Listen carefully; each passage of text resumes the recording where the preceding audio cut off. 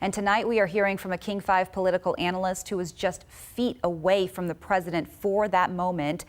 Scott McClellan went on to play a big role in the Bush administration, and he talked to King 5's Chris Daniels about that day.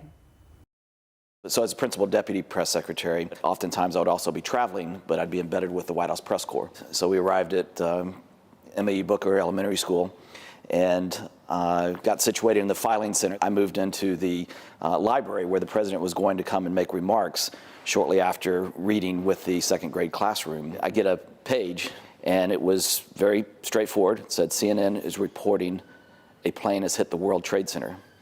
And I looked down at it, and I was like, huh. Then, short time later, not very long at all, a replay shows a plane going into the second tower. And I'm getting chills as I speak to you right now. And I look at the president, not very far away at all, smaller classroom, and I'd never seen that look on his face before. And our whole presidency was changing. Not even 8 months into the presidency, my predecessor, Ari Fleischer, turned to me, and we're just in the moment. He said, should you come with us on Air Force One? And I just reflexively in the moment said, no, I think I need to stay here. The producer for Fox News at the time, who I'd known through the campaign, comes running up to me. He says, Scott, we hear the White House has been hit.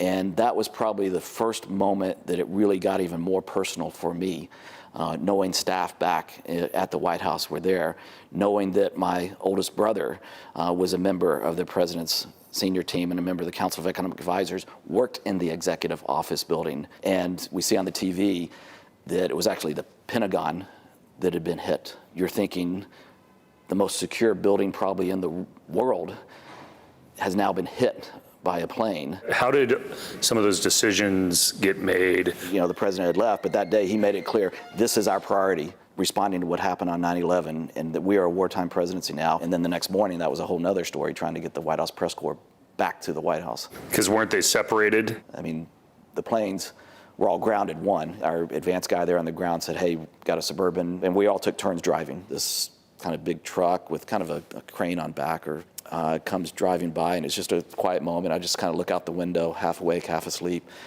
and there's this huge American flag draped across the back of that crane on the back of that truck. And it's just a powerful moment, just a moment that I had. The president had gone out and addressed the nation. In his remarks, made a whole new declaration about our policy, the Bush Doctrine. If you harbor a terrorist, we're going to treat you just the same as if you are a terrorist. You can't look back on that time and not think about all our men and women in uniform that were called into combat roles to go into the theater in Afghanistan and later into Iraq. And you never forget, and you never forget when you're sitting there serving in the White House about those troops with every decision that you make.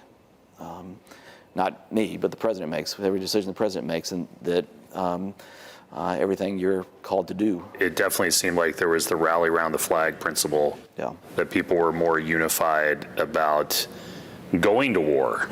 President Bush had approval ratings over 90%. The whole country was united, unlike we have seen since that time. You know, looking back on it, reflecting on it, it was a unique opportunity to bring the nation together. 20 years later, it's just hard to think about where we are today in this country and how polarized we are and where we were then and how united we were as a country, at least for those first few to several months after 9/11.